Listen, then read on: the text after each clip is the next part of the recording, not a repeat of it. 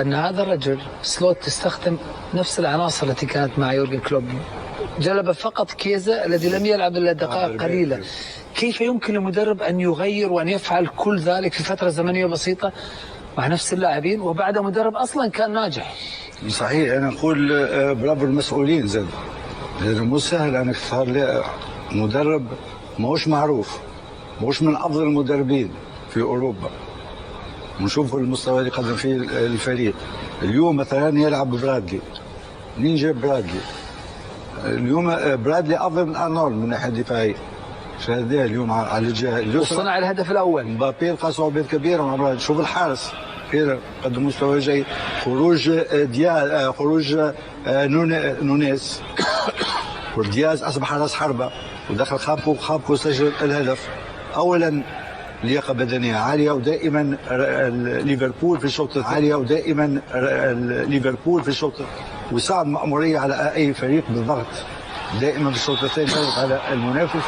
اللياقة البدنية عالية، ثم تغييراته دائما ناجحة، والمدرب تقريبا يستغل دكة الاحتياط، من أفضل المدربين يستغل دكة الاحتياط. ريال مدريد بالنسبة لي أنا فريق مشى بدون هجوم، لا رودريغو لا فينيسيوس، معاملين على مبابي اليوم أسوأ مباراة ليه، ولا مرة نجح في مراوغة ولا ما نجح في تمريرة. واللاعب لما ما ينجحش في مراوغة وفي تمريرة ما يسجلش ضربة جزاء، لأنه مش في أحسن حالاته. لما يكون اللاعب مش في أحسن حالاته ولا هو اللاعب الأول، المفروض ما يعطيها اللاعب آخر. وهو مشى وحب يسجل ضربة الجزاء، وضيع ضربة جزاء. ثم شاهدنا تغييرات المدرب. ماذا حركوا؟ تغييرات المدرب صراحة، تغييرات المدرب في الشوط الثاني أصبح الفريق بدون هجوم. في الشوط الثاني الفريق الريال بدون هجوم. طبيعي أنه ما عندوش دكة احتياط قوية، أدخل لوكاس المصاب رغم هذا ضربة الجزاء.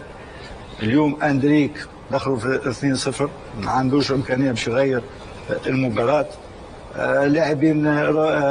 لاعبين صغار، إصابة أخرى على موسم سيء ريال مدريد على مستوى الإصابات. كان أحسن لاعب، ولهذا لما فريق يمشي ب6 أو 7 لاعبين بدون 6 أو 7 لاعبين تلعب ضد أفضل فريق حاليا في أوروبا صعب أن تفوز. لكن بالنسبة لي أنا اليوم واضح أن الريال باش يكون موسم صعب عليه. اليوم رابع مباراة مع فرق كبيرة، خسر 3 وتعادل في 1. خسر ضد البارسا وخسر ضد ميلان، واليوم خسر ضد ليفربول وتعادل مع اتلتيكو. يعني ولا مباراة كبيرة فاز بها ريال مدريد. بالنسبة لي أنا زاد أقول الريال تراكمات، أنه ما قامش من انتدابات في 2-3 مواسم الأخيرة، ما قامش من انتدابات كبيرة. اليوم مشى ليفربول بدون هجوم، مش معقول تمشي ليفربول بدون هجوم تحب تفوز على ليفربول على أرض الجمهور، لا. لأنه الريال المفروض أنه قام بانتدابات، مهاجم آخر، لاعب وسط ميدان آخر. اليوم مودريتش ما عادش عنده إمكانية، مودريتش يلعب في المباراة هذا يجي كما يلعب 70 و 80 دقيقة. تغييرات المدرب ما لقاش الحلول. في الشوط الثاني شاهدنا معناتها فريق تحس الريال مش موجود، تحس ضد فريق ليفربول كل تكتيكيا فريق ممتاز. ذكرت المهاجم كابتن، ذكرت المهاجم في ريال مدريد. الارقام قبل هذه المباراه تقول اكثر لاعبين صنعوا فرص من لعب مفتوح في دوري ابطال اوروبا هم لاعبو ريال مدريد.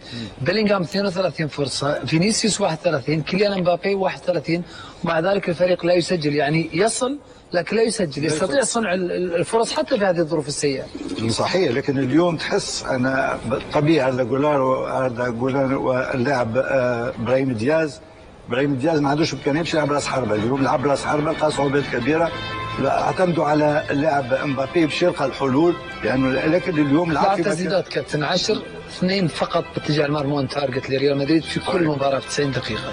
بالليل صعب انك تلعب ضد دفاع قوي وضد وسط ميدان، وسط ميدان لليفربول وسط ميدان قوي جدا. شاهدنا جوناس، شاهدنا جرافنبرغ، شاهدنا ماكاليستر في الشوط الثاني، يعني لاعبين يشاركوا في انهاء الهجمه، يشاركوا دائما. تلقى 5-6 داخل 16 متر، فريق يهاجم 7-8، ولهذا يضغط عليك ضغط حتى معناتها ترتكب اخطاء، وترتكب اخطاء بطبيعه الحال يسجلوا في ليفربول من اكثر الفرق اللي يضغط ويستغل الاخطاء الدفاعيه. قاعد كابتن متوسط الجري في هذه المباراه اول اربعه من ليفربول دياز، ماكاليستر، روبرتسون وايضا جونز. ثم في الاحصائيه اللي قبل ذلك اجمالي الجري في هذه المباراه 108 كيلو ليفربول، 103 ريال مدريد. وعاده اللي ما يستحوذ على الكره يجري اكثر. صحيح. اليوم فاز بالاستحواذ، فاز بالجري 5 كيلو اكثر من ريال مدريد. في الشوط الثاني تحس ان ليفربول واقف افضل، ليفربول اسرع، ليفربول اقوى بدنيا، ليفربول يضغط منذ الدقائق الاولى، ليفربول ضغط وخلق فرص.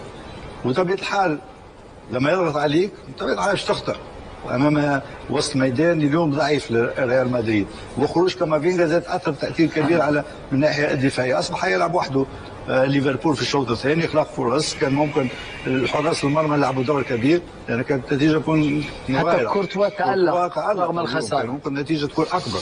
كورتوا تألق في الشوط الاول وفي الشوط الثاني، ولذا ما نلومش كثير على الريال. صعب انه الريال يمشي بناقص 6 لاعبين ويفوز على افضل فريق حاليا في اوروبا. خلينا نشكر محللي بي إن سبورتس كابتن طارق، شكرا لك. شكرا. ودخلت شكرا لك. ليله سعيده لهولندا والهولنديين، سلوت وخاكبو وبي اس في وامور كثيره. نعم بي اس في وفاينورد فعلا يومين رائع على الكره الهولنديه. شكرا. ليله ايضا ممتازه للمصريين لان صلاح فاز 2-0 يعني. طبعا العقده اتحلت بتاعت ليفربول مع ريال مدريد من 2009. ريال مدريد ما قدرش يفوز على ليفربول، من 2009 ما قدرش يفوز على ريال مدريد. وجوله حلوه للبرشلونيين المصريين. حصل صح. والقطريين برضه. شكرا عزيزي، شكرا لكم على المتابعه. انتقل الان مشاهدينا الاعزاء الى اريج لنستكمل معه ومعكم هذه التغطيه لبي إن سبورتس لهذه الامسيه. اريج مساء الخير. ذكرت المهاجم كابتن، ذكرت المهاجم في ريال مدريد. الارقام قبل هذه المباراه تقول اكثر لاعبين صنعوا فرص من لعب مفتوح في دوري ابطال اوروبا هم لاعبو ريال مدريد. بيلينغهام 32 فرصه، فينيسيوس 31، كيليان امبابي 31، ومع ذلك الفريق لا يسجل، يعني يصل لكن لا يسجل، يستطيع صنع الفرص حتى في هذه الظروف السيئه. صحيح، لكن اليوم تحس انا طبيعي هذا جولار واللاعب ابراهيم دياز ما عندوش امكانيه يمشي يلعب راس حربه، اليوم لعب راس حربه لقى صعوبات كبيره، اعتمدوا على اللاعب امبابي باش يلقى الحلول، لانه لكن اليوم لعب في تسديدات كابتن 10-2 فقط باتجاه المرمى اون تارجت لريال مدريد في كل مباراه في 90 دقيقه. بالليل صعب انك تلعب ضد دفاع قوي وضد وسط ميدان، وسط ميدان لليفربول وسط ميدان قوي جدا. شاهدنا جوناس، شاهدنا جرافنبرغ، شاهدنا ماكاليستر في الشوط الثاني، يعني لاعبين يشاركوا في انهاء الهجمه، يشاركوا دائما، تلقى 5-6 داخل 16 متر، فريق يهاجم 7-8، ولهذا يضغط عليك ضغط حتى معناتها ترتكب اخطاء، وترتكب اخطاء بطبيعه الحال يسجلوا في ليفربول من اكثر الفرق اللي يضغط ويستغل الاخطاء الدفاعيه. قاعد كابتن متوسط الجري في هذه المباراه اول اربعه من ليفربول دياز، ماكاليستر، روبرتسون وايضا جونز. ثم في الاحصائيه اللي قبل ذلك اجمالي الجري في هذه المباراه 108 كيلو ليفربول، 103 ريال مدريد. وعاده اللي ما يستحوذ على الكره يجري اكثر. صحيح. اليوم فاز بالاستحواذ، فاز بالجري 5 كيلو اكثر من ريال مدريد. في الشوط الثاني تحس ان ليفربول واقف افضل، ليفربول اسرع، ليفربول اقوى بدنيا، ليفربول يضغط منذ الدقائق الاولى، ليفربول ضغط وخلق فرص. وطبيعه الحال لما يضغط عليك بطبيعه الحال تخطئ امام وسط ميدان اليوم ضعيف لريال مدريد، وخروج كامافينجا زاد اثر تاثير كبير على من الناحيه الدفاعيه، اصبح يلعب وحده ليفربول في الشوط الثاني، خلق فرص كان ممكن الحراس المرمى لعبوا دور كبير لان كانت النتيجه تكون مغايره. حتى كورتوا تألق رغم الخساره، ممكن النتيجه تكون اكبر. كورتوا تألق في الشوط الاول وفي الشوط الثاني، ولذا ما نلومش كثير على الريال. صعب انه الريال يمشي بناقص 6 لاعبين ويفوز على افضل فريق حاليا في اوروبا. خلينا نشكر محللي بي إن سبورتس كابتن طارق، شكرا لك. شكرا. ودخلت شكرا لك. ليله سعيده لهولندا والهولنديين، سلوت وخاكبو وبي اس في وامور كثيره. نعم بي اس في وفاينورد فعلا يومين رائع على الكره الهولنديه. شكرا. ليله ايضا ممتازه للمصريين لان صلاح فاز 2-0 يعني. طبعا العقده اتحلت بتاعت ليفربول مع ريال مدريد من 2009. ريال مدريد ما قدرش يفوز على ليفربول من 2009 ما قدرش يفوز على ريال مدريد. وجولة حلوة للبرشلونيين المصريين. حصل. صح. والقطريين برضه. يقعد عزيز. شكرا لكم على المتابعة. انتقل الآن مشاهدينا الأعزاء إلى عريج لنستكمل معه ومعكم هذه التغطية لبين سبورتس لهذه الأمسية. عريج مساء الخير. عن الأخرى دائما في شيء جديد، في نتائج لربما أحيانا مفاجئة. حتى الآن مع نهاية الجولة الخامسة أبرز ما لفت انتباهك؟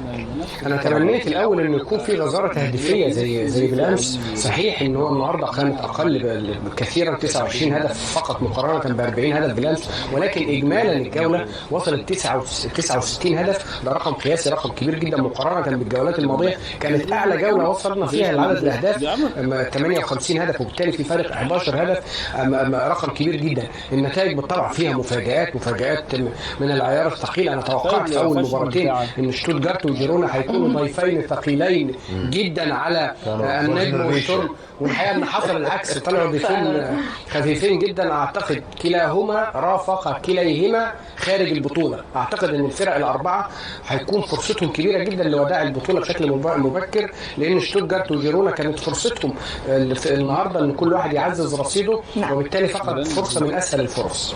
عبد الكريم، حتى الان ليفربول في الصداره، انتر، برشلونه، دورتموند، اتلانتا، ليفركوزن، ارسنال وموناكو. رايك بالترتيب الثمانيه الاوائل حتى الان، حتى الجوله الخامسه؟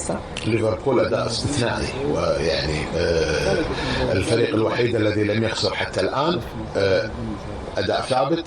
بقيه الفرق ربما كنا نشاهدها مرة من ضمن خارج الثمانية، ومرة تعود إلى في تغيير كبير بالمراكز باستثناء الانتر. هذه الجولة تحديدا شاهدنا تغيير كبير جدا في المراكز. حتى الفرق الثمانية الأولى نحن نتحدث عن ليفربول 15 نقطة، ثم بعد ذلك الانتر 13 نقطة، ثم دورتموند وبرشلونة 12 نقطة، أتلانتا 11 نقطة. من المركز السادس إلى المركز الثاني عشر 6 فرق لديها 10 نقاط، ثم 6 فرق أخرى لديها 9 نقاط. نحن نتحدث عن نظام لا يمكن أن نعرف كيف سينتهي وضع الفرق إلى أن تنتهي آخر الجولات. 8 فرق كان من المتوقع أن تكون أغلبها ضمن الفرق المتأهلة، لأن النتائج تعتمد كذلك على نتائج باقي الفرق وليس الفريق نفسه ما يحققه بنفس هذه الجولة. لعل هناك نقطة غريبة راح تكون في هذا النظام، عندما يعني يتعادل فريقين في نفس عدد النقاط للتأهل. من سيكون الأفضل حتى لو كانوا تقابلوا مع بعض وفاز أحدهما على الآخر، من الممكن أن يتقدم عليه بفارق الأهداف وليس المواجهة. طبعا مشاهدينا، بالجولة الخامسة فقط مباراة وحيدة انتهت دون تسجيل أي هدف، وهي مباراة أستون فيلا في مواجهة يوفنتوس، انتهت على إيقاع التعادل السلبي بعدما ألغي هدف باللحظات الأخيرة لأستون فيلا. نتابع تقرير حول هذه المباراة. الوجهة